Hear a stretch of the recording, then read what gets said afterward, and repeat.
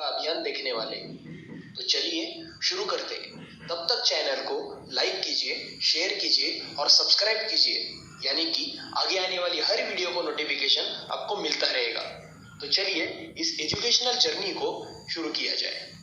आपके सामने अभी आपको एक फ्लो चार्ट दिखता होगा। तो ये योजना देखने से पहले इस योजना की उत्पत्ति कहाँ से हुई, इसके पीछे का इतिहास क्या है, ये हम सब एक एक योजना देखेंगे। तो इसमें पहली योजना है नेहरू रोजगार योजना।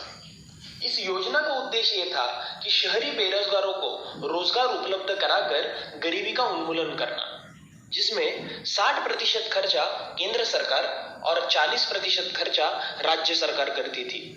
इस नेहरू रोजगार योजना के 3 उपयोजनाएं थे। उसमें से पहला ये था कि scheme of urban micro enterprises. इस योजना का उद्देश्य ये था कि सूक्ष्म उपक्रम स्थापना के लिए शहरी स्वयं सहायता समूह को वित्तीय सहायता प्रदान करना, जिसकी मैक्सिमम लिमिट थी ₹4000 तक। दूसरी उपयोजना ये थी कि scheme for urban wage employment, मतलब शहरी और कुशल श्रमिकों को मजदूरी रोजगार देना। और तीसरी उपयोजना ये थी कि scheme of housing and shelter upgradation, जिसके तहत शहर के आर्थिक रूप से कमजोर वर्गों के घरों की सुधारना करना और घरों की निर्माण के माध्यम से मजदूरी रोजगार निर्माण करना। दूसरी योजना शहरी गरीबों के लिए मूलभूत सुविधाएं, मतलब urban basic service for poor, जिसकी शुरुआत 1990-91 साल में हुई थी। और इसका उद्देश्य ये था कि सामाजिक सेवाएं और भौतिक सुविधाएं प्रदान करके लोगों के जीवन स्तर में सुधार करना, जिसमें 60% खर्चा केंद्र सरकार और 40% खर्चा राज्य सरकार करती थी। तीसरी योजना प्रधानमंत्री एकीकृत शहरी गरीबी निर्मूलन कार्यक्रम, मतलब prime minister integrated urban poverty eradication program, जिसकी शुरुआत 18 नवंबर 1995 में हुई थी। और इसका उद्देश्य ये था कि 50,000 से 1 लाख की आबादी वाली शहरों में रोजगार निर्माण करना, आवासों में सुधार करना और इस तरह शहरी गरीबी को मिटाना। आगे जाके नेहरू रोजगार योजना शहरी गरीबों के लिए मूलभूत सुविधाएं और प्रधानमंत्री एकीकृत शहरी गरीबी निर्मूलन कार्यक्रम 1 दिसंबर 1997 में हुई थी। और इसका उद्देश्य यह था कि शहरी बेरोजगारों को उत्पादक रोजगार प्रदान करने के लिए स्वरोजगार परियोजनाओं की स्थापना करना और मजदूरी रोजगार प्रदान करना, जिसमें कि 75% खर्चा केंद्र सरकार और 25% खर्चा राज्य सरकार करती थी। 1991 की जनगणना के तहत जो शहर थे, उन शहरों में स्वर्ण जयंती शहरी रोजगार योजना लागू थी। इस योजना के 5 मुख्यतर घटक थे।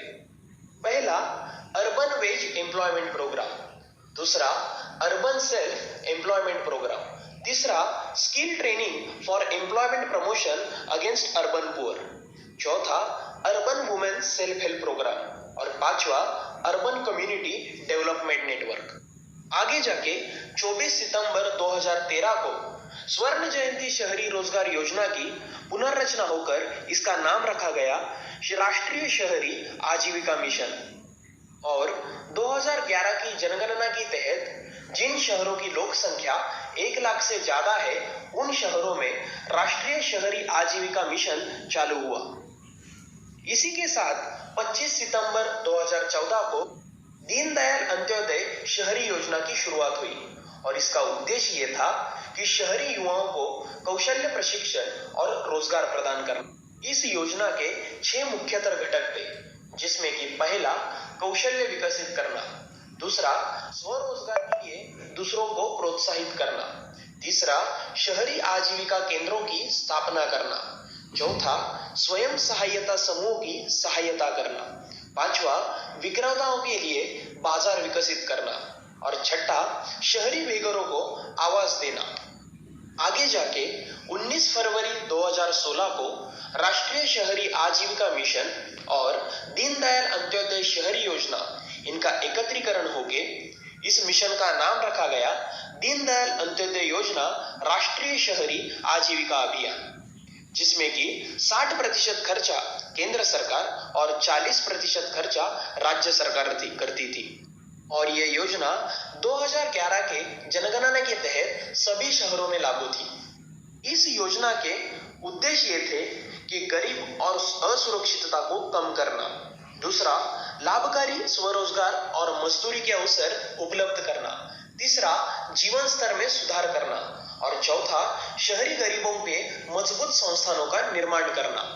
इस योजना के तहत लाभार्थी का कौशल्य प्रशिक्षण होने के बाद उनको फीडबैक देने के लिए personalize after training and rapid assessment system नाम का पारस पोर्टल गवर्नमेंट ने लॉन्च किया था। तो ये थी दीनदयाल अंत्योदय योजना राष्ट्रीय शहरी आजीविका अभियान। मैं आशा करता हूँ कि आपको ये योजना पूरी तरह से समझ आई होगी। आपको आगे और कौन सी योजना देखनी है यह आप मुझे बता सकते हैं।